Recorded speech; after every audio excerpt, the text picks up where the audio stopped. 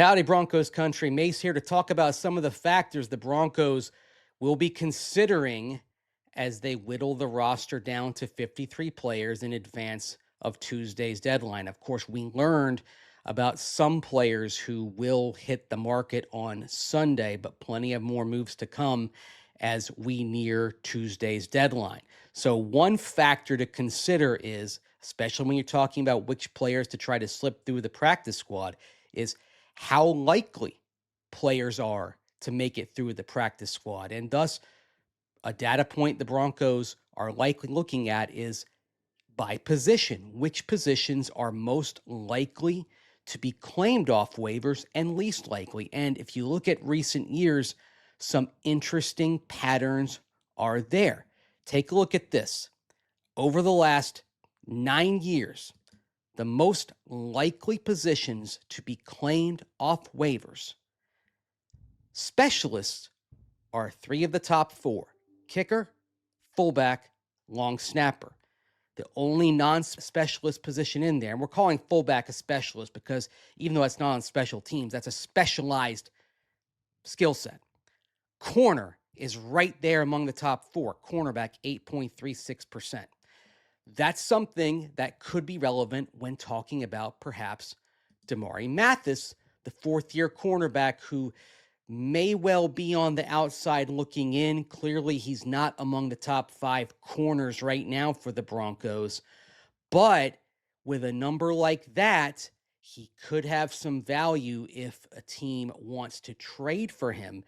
Very much potentially a trade candidate with a number like that, with cornerback being the second most likely position to be claimed off waivers if a team wants to guarantee themselves Damari Mathis.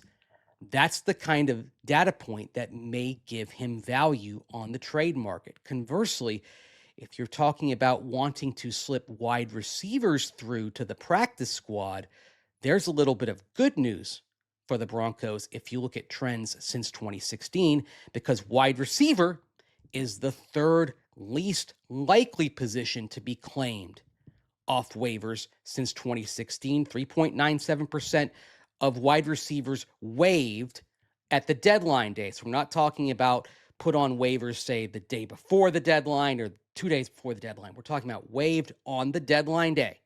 3.97% of wide receivers waived on deadline day were claimed in the 24 hours after that.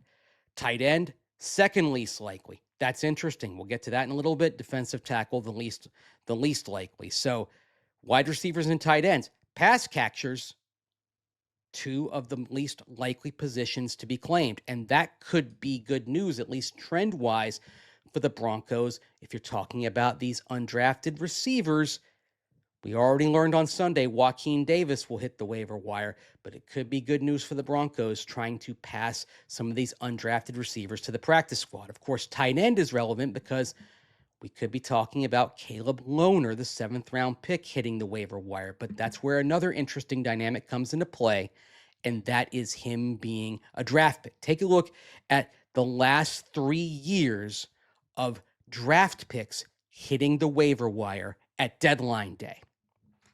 Percentage-wise, that's 15.3%.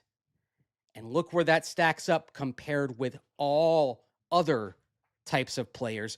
In other words, those who weren't in that year's draft class as draft picks that hit the waiver wire, 3.99%. Thus, if you are a draft pick in that year's draft class, you are nearly 4 times as likely to be claimed off waivers as any other type of player who's on waivers. And that's the type of thing that may influence the decision the Broncos make on Caleb Lohner as to whether to pass him through waivers or keep him on the 53 to continue his development. Of course, the Broncos did keep Frank Crum and Blake Watson. They weren't draft picks, but they were players they wanted to see develop. They kept them on the 53 last year, so we know the Broncos do place a priority on keeping some developmental players on the 53 if they want to continue that process, and that is part of what they measure as they construct what Sean Payton likes to call the right 53. We'll talk more about this, of course, on Orange and Blue today, 5 p.m. weekdays on the Denver Sports Social and YouTube channels. Until next time, take care, and thanks for watching.